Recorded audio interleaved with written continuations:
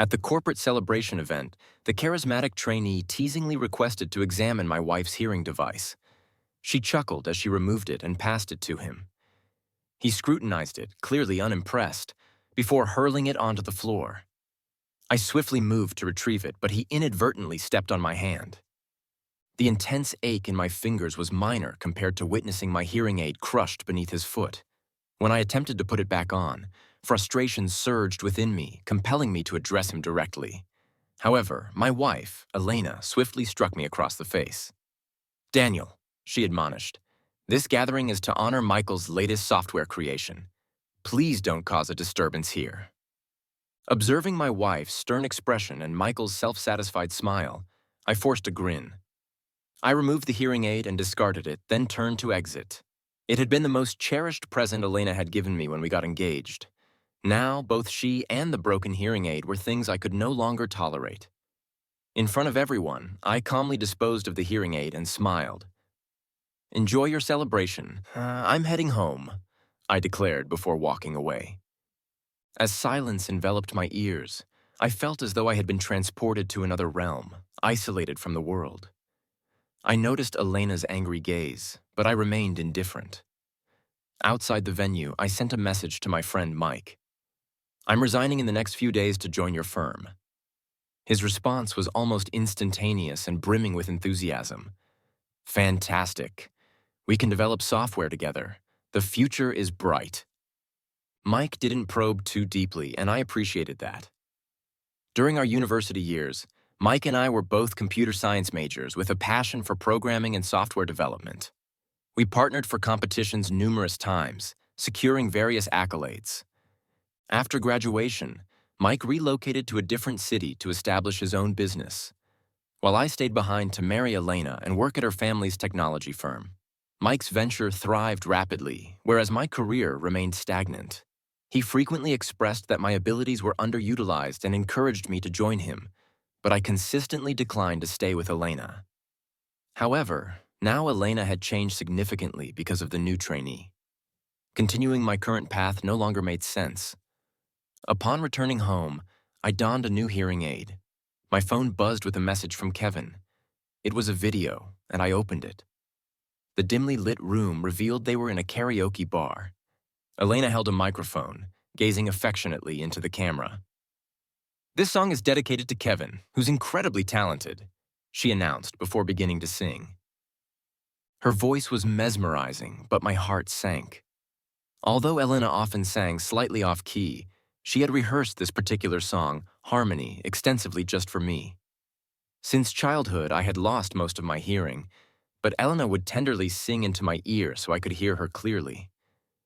Her smile back then had been warm and radiant as she said, "Daniel, I learned this song for you. I'll only sing it for you." In that moment, a string within me snapped, filled with deep affection for her. But now, she was singing it for Kevin, breaking a promise she had made to me. I closed the video with a bitter smile and surveyed the room. It felt cold and lonely. I opened the closet and began packing a suitcase. Elena didn't return home until nearly 1 in the morning, appearing irate as she saw me calmly watching television on the couch. "I texted you to come and get me. Why didn't you?" she scolded. Normally, I would go downstairs to fetch her when she attended late social events, but this time I didn't feel compelled to rush to her. I grabbed my phone. Our conversation was filled with my messages, and she barely responded. The latest one read, "Be home soon." It was cold and direct. Looking at Elena, I replied, "I didn't see your message without emotion." She stormed over and continued to berate me. "Daniel, what are you doing? Kevin is younger. You need to be more forgiving. He just accidentally stepped on your hearing aid and you caused a scene. Did you consider my feelings?" I listened silently without responding. My eyes caught a mark on her neck, noticing a hickey. Seeing my glance, Elena hesitated and awkwardly tried to cover it with her collar, but her stern tone remained. "My slap was a lesson. Don't behave like this again. Be more understanding towards Kevin." I nodded, choosing not to argue. "I understand. I'm exhausted. I'm going to rest," I said, then headed to the bedroom. Elena's expression was sour, and she scoffed as I walked away. Lying in bed, I closed my eyes, but couldn't quiet my thoughts. "He just stepped on your hearing aid," she had said, but it was the precious gift she had given me when we started dating, something I had always cherished. Despite its age, it still functioned perfectly. Back then, she had happily placed the hearing aid on me, making the world clear. I heard her sweet voice. "Daniel, I care about you." It had been the most beautiful sound I had ever heard. Yet, Elena easily dismissed it after Kevin had destroyed it. She seemed to forget its importance to me. In the living room, Elena laughed sweetly while sending voice messages. Then another notification from Kevin. A screenshot showed him chatting with Elena. They were engaged in a lively conversation, ending with her sending a loving goodnight. "Daniel, you and Elena should rest early. I won't bother you." Kevin's message felt taunting. I closed my eyes, ignoring it. After completing her skincare routine, Elena went to another bedroom. Since Kevin joined the company, Elena had grown closer to him and stopped sharing the bed with me. My love for Elena seemed to be gradually diminishing. The next morning, I drafted a resignation letter. I then visited the premier law firm in the city to hire a lawyer to prepare a divorce agreement. Only after that did I proceed to the office to continue my work. Elena was at Kevin's desk, heads close together, discussing something intimately. Strangely, seeing them like this didn't bother me anymore. Kevin noticed me and greeted, "Daniel, you're late today. You don't look well. Didn't sleep well last night?" There was a hint of provocation and smugness in his eyes as he leaned closer to Elena. He had been with the company long enough to believe he didn't need to follow the rules. At this rate, he wouldn't last here much longer. Before I could respond, Elena frowned and began criticizing me. I offered a faint smile, glanced at both of them, and calmly said, "I'll be more attentive in the future. Thanks for the reminder, boss." Elena's expression darkened at my reply. I rarely called her boss, but now my tone was polite and distant. Ignoring them, I settled into my workspace and immersed myself in work. I was finalizing my last project, and even though I was leaving soon, my sense of responsibility drove me to complete it. During lunch, Elena pulled up her car in front of the office and Kevin eagerly hopped into the passenger seat.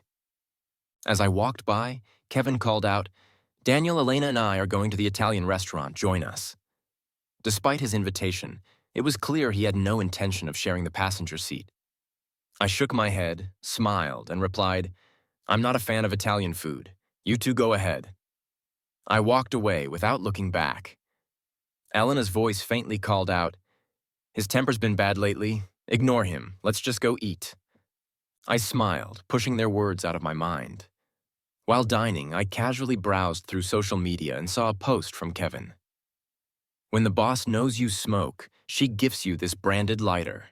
Best boss ever. I'll work for her forever." I raised an eyebrow at the picture he had posted. There was an elegant lighter on the table with Italian dishes clearly in the background. In one corner, Elena's delicate fingers were visible. When Elena and I first started dating, I had a habit of smoking when stressed. She would always take the cigarette from my hand, smoke it herself, and end up coughing with tears in her eyes. I would quickly extinguish it and pat her back. With teary eyes, she'd pout and half-jokingly, half-annoyed say, "Daniel, I hate the smell. If I catch you smoking again, I'll smoke it myself and make you worry." With her small fists and adorable demeanor, she looked so cute. I smiled helplessly and quit smoking for her. Once Kevin entered the scene, Elena's attitude towards me began to shift. Sometimes, I found myself taking a puff again, and she'd always scold me with disgust, telling me to stop because she hated the smell. Yet now, she had given Kevin a lighter. I shook my head and put my phone away, a dull feeling growing inside me. After work, I returned home to find a suit Elena had custom made for me was delivered. She adored dressing up both herself and me. Since we got married, all my clothes had been selected by her. Whenever I wore new clothes, her eyes would light up, and she'd twirl around me, praising my fit and calling me a natural clothes hanger, eventually diving into my arms to plant a kiss on my cheek. Elena always said I looked best in suits, so she'd order the latest styles each season and have them sent home. Remembering this stirred something inside me. I tried on the suit only to find it didn't fit at all. Elena knew my size well, and after ordering clothes for so long, the store shouldn't have made a mistake. I removed the suit, placed it back in its bag, and drove to the store. There, I unexpectedly encountered Elena and Kevin. "Kevin, you look great in that suit," Elena exclaimed. "I've set up an account for you here. Feel free to visit often. It's on me." I glanced at them. Kevin stood tall in the latest suit of the season, while Elena watched with a flushed face, both exchanging smiles with a hint of intimacy. "Mr. Daniel, what brings you here?"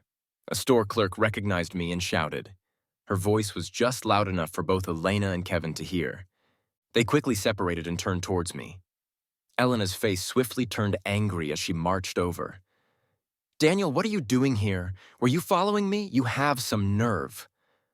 I looked at her calmly, then at Kevin behind her. I assessed him from head to toe, letting out a soft chuckle. I realized my suit was ill-fitting because Elena had confused my measurements with Kevin's. "I wasn't following you. The suit you ordered arrived, but it's not my size, so I'm here to return it," I explained, swinging the garment bag in front of her.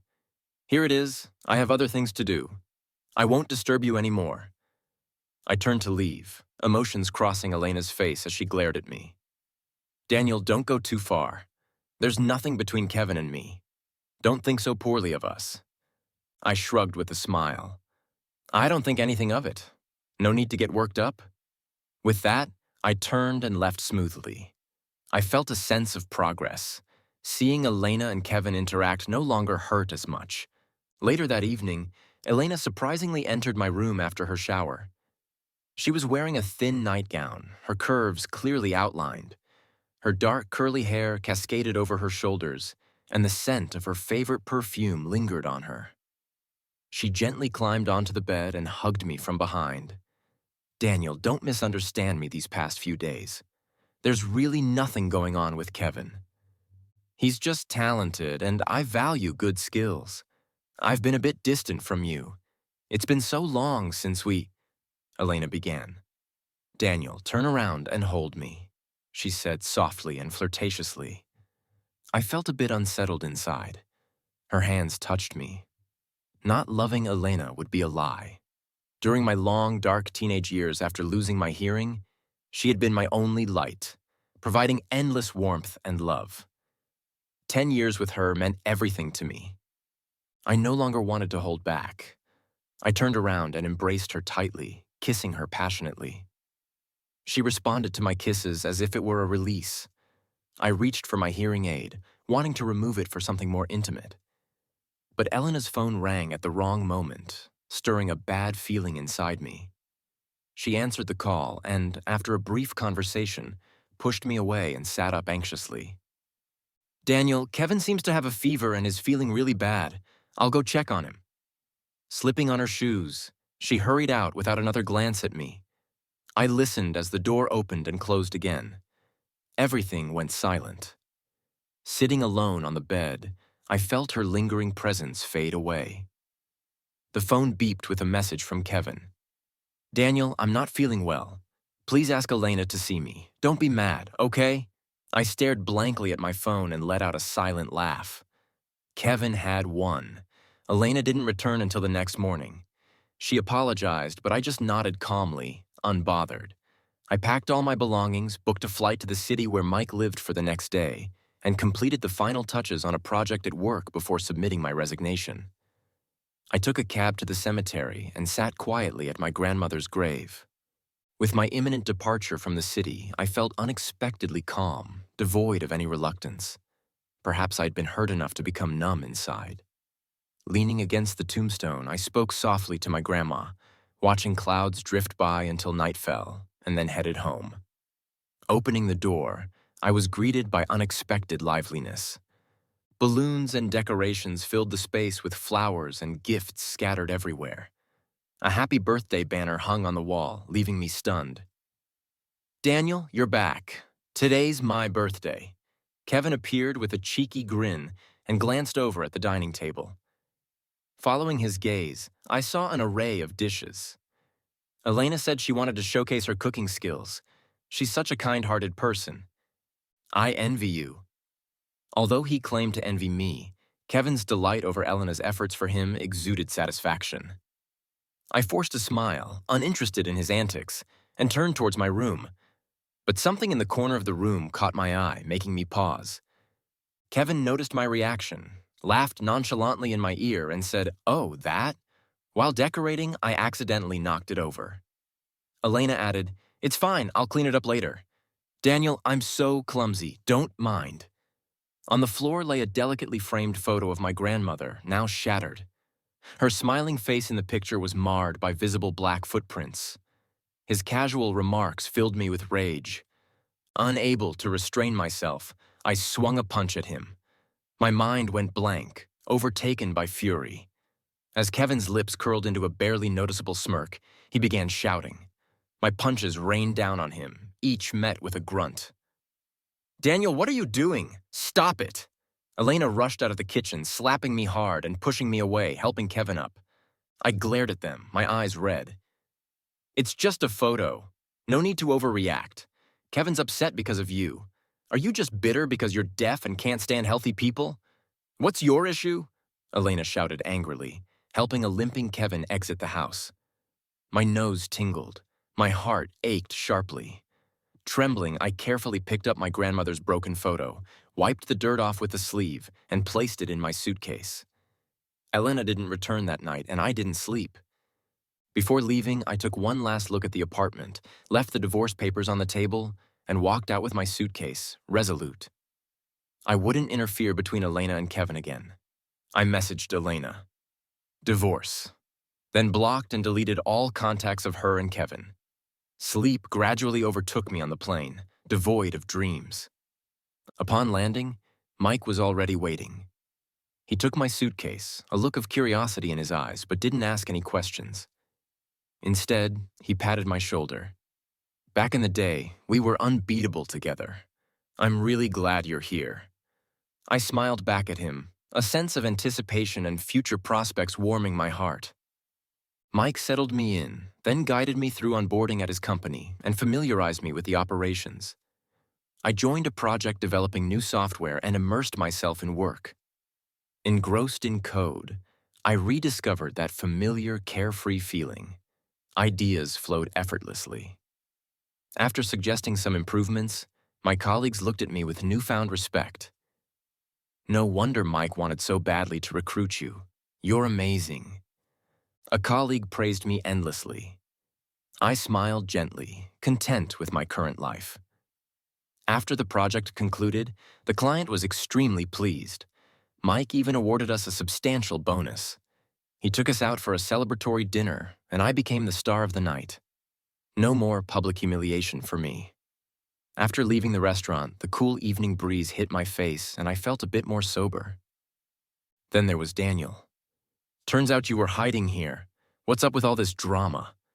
A furious voice shouted at me. Suddenly, Elena rushed over. It had been a while since I'd seen her. She seemed exhausted, glaring at me angrily. "Come back with me. You can't just run off whenever you want. You're such a troublemaker." Elena grabbed me, trying to drag me away, jolting me awake instantly. I shook off her arm, stood my ground, and gave her a cold stare. Elena couldn't believe it. "Daniel, you—" I cut her off, my voice icy.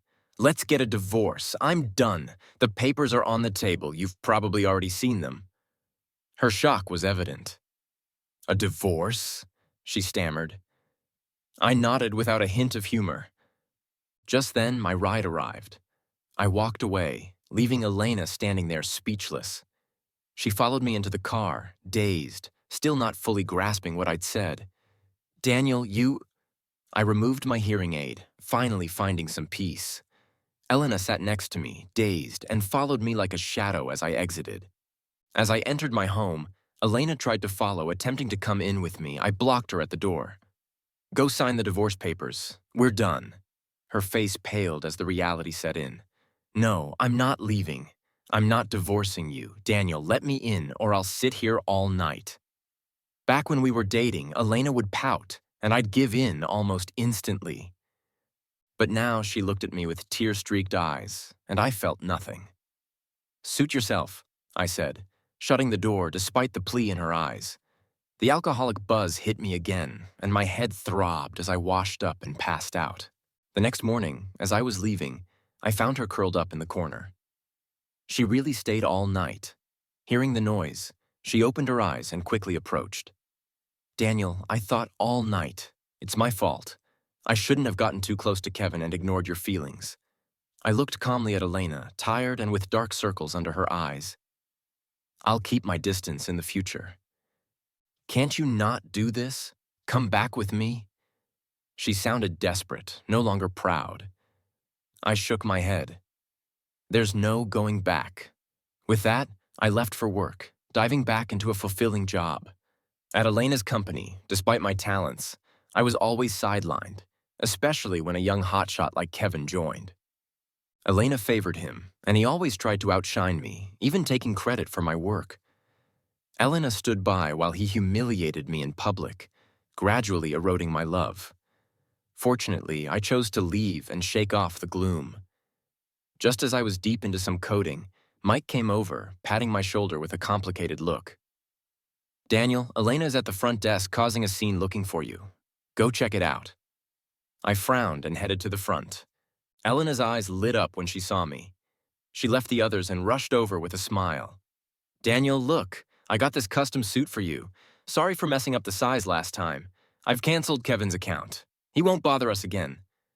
I felt conflicted, refusing the bag she offered. "I don't need it. You don't need to please me." Tears began to well in Elena's eyes. She came closer to hug me. "Daniel, stop being mad at me. I know I was wrong." I shook her off, my patience wearing thin. "Elena, how many times do I have to say it? We're over. Stop wasting your efforts and stop making a scene here." Normally, I maintained my composure with Elena, but seeing how serious I was, tears welled up in her eyes. "Go home." I sighed and walked away, her hand brushing the fabric of my coat but failing to keep me from leaving. I thought refusing her at work would make her give up, but I didn't expect her to be waiting at my door when I returned home from work. "Daniel, you're back." I went to the grocery store and bought a ton of ingredients to make her a special dinner tonight. Elena greeted me with a beaming smile. I noticed the sweat on her nose and her flushed cheeks, with bags of groceries in hand. Her upbeat voice almost made me reminisce about the old times when things were good between us. But then I snapped back to reality. Elena looked up at me with wide eyes. I shook my head. "You don't have to do this," she insisted, holding the door as I tried to close it. "Let me in," she said, desperate. I gave in, and she entered, bustling around the kitchen preparing a meal. For a moment, it felt like the old days, but only faintly. Soon, the table was filled with aromatic dishes. Elena's eyes sparkled as she urged me to try them. She was as stubborn as before when she pursued me. Her unwavering determination eventually broke down my defenses. I ended up loving her with all my heart for 10 years. "Daniel, we've loved each other for so long. I can't bear to let you go." Seeing me just stare at the food, Elena's hope faded slightly, and her voice turned solemn. "I won't give up. I'll bring you back," she insisted with a bright smile full of confidence. Then, a ringing interrupted us. Elena froze as she picked up her phone. It didn't take much for me to recognize who was on the other end. I laughed at myself, picking up the chopsticks. But then the doorbell rang. I stood up to open the door. Before I could react, I was shoved hard. I lost my balance. Yelling and cursing came at me full force. "Daniel, just go ahead and divorce Elena already. Don't keep stringing her along. All us guys know what you're up to. You think I don't know you're trying to patch things up?" It was Kevin coming in hot. Elena gasped, running over to steady me. I pushed her arm away, staring coldly at both of them. "How did you know where I live?" I pressed Kevin, staring him down. "Come on, I've had location sharing with Elena." "I'm not like you," Kevin replied with a nasty grin. He gave me a mocking look. "Kevin, stop it," Elena snapped, but it was like denying the obvious. I smiled faintly. Any doubts Elena had stirred in me vanished instantly. I won't fight over Elena. I'm over it. Once she signs the divorce papers, we're done, I said, looking at them both coldly. Now please leave my house. The air grew tense for a moment. Smart move, Daniel, Kevin scoffed. He wasn't done talking when a sharp slap interrupted him. He looked at Elena, stunned. Why are you butting into my business with Daniel? Elena's voice was icy. Kevin's eyes filled with frustration and resentment. But I ignored it, ushering them out of my home. Turning around, I dumped the meal Elena had prepared into the trash. I could hear them arguing faintly outside. Then my phone rang. It was a former colleague. Daniel, the project we worked on has a bug we can't fix. Is there any way you can look at it? Elena's not around, and Kevin is AWOL. The client is on our back. I'm really stuck here, he said.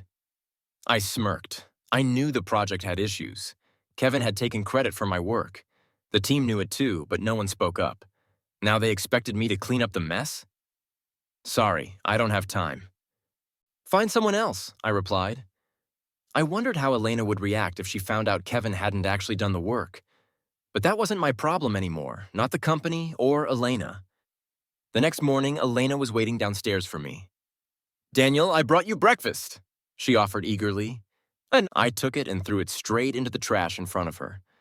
Don't bother next time, I told her, adding, seems like your company's in trouble.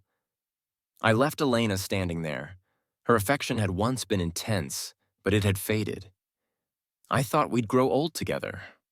Turns out, she couldn't resist something new. Too many disappointments had eroded our years together.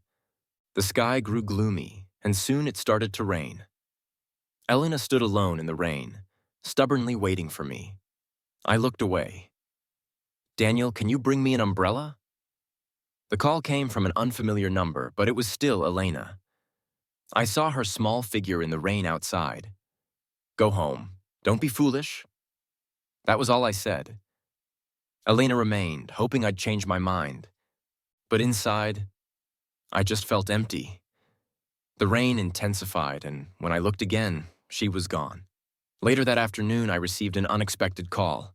Mr. Daniel, your wife is in the hospital. Could you come? I gritted my teeth, grabbed the divorce papers, and headed to the hospital. Elena had fainted in the rain and was brought in by a kind stranger. She had a fever, her face flushed on the hospital bed. Daniel, I knew you'd come, she said weakly when she saw me. Before I could respond, Kevin burst into the room. Elena, I'm here, he blurted, then turned his fury on me. You just won't leave Elena alone, huh?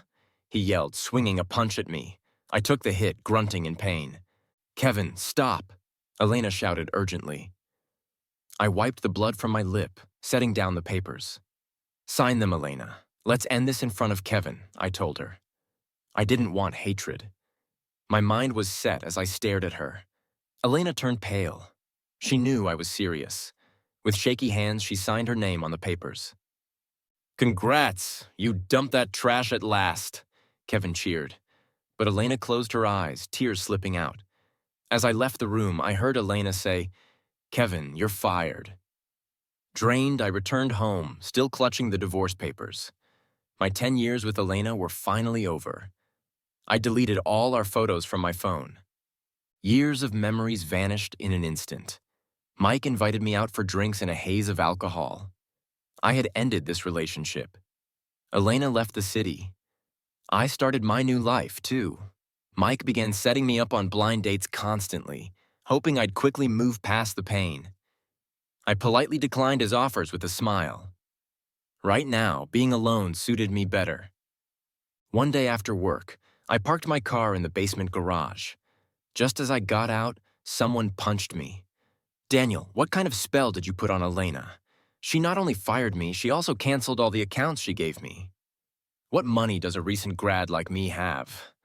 Now I'm drowning in debt, and the company is holding me responsible. You ruined my promising future. Kevin's furious voice echoed in my ears. I held back the pain and clenched my fist. I swung hard at him. In the hospital room, I had tolerated Kevin's antics to avoid losing my composure in front of Elena. But now, I didn't have to hold back any longer. We fought. When I first met Elena, I was often bullied because I couldn't hear. I had to fight to protect myself. I was often bullied because I couldn't hear. I had to fight to protect myself. Elena used to silently apply ointment to my injuries. Back then, it was about self-defense. Now, it was about defending Elena. Thinking of that, my anger towards Kevin surged again, and I hit harder until someone pulled us apart. I spat out a mouthful of blood and smirked at Kevin. We were taken to the police station. After they took our statements and lectured us, we were finally free to go. Elena rushed over from another city. She wore an exhausted look and silently glanced at me. We had once been close, but now we were just strangers drifting apart. "Kevin, don't bother me again," I said, glaring at him. Fear finally flickered on his face. "Daniel, you—" Elena started to speak hesitantly. "Let's keep it formal and stick to full names," I replied. I looked at Elena and felt completely at peace. From now on, we had no ties.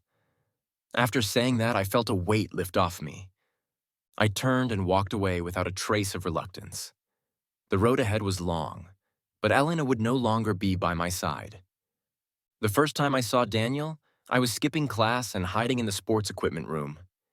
He was sitting in a dim corner, his head lowered with his hair covering his eyes. I startled him. I approached and patted his shoulder. When he looked up at me, my breath caught.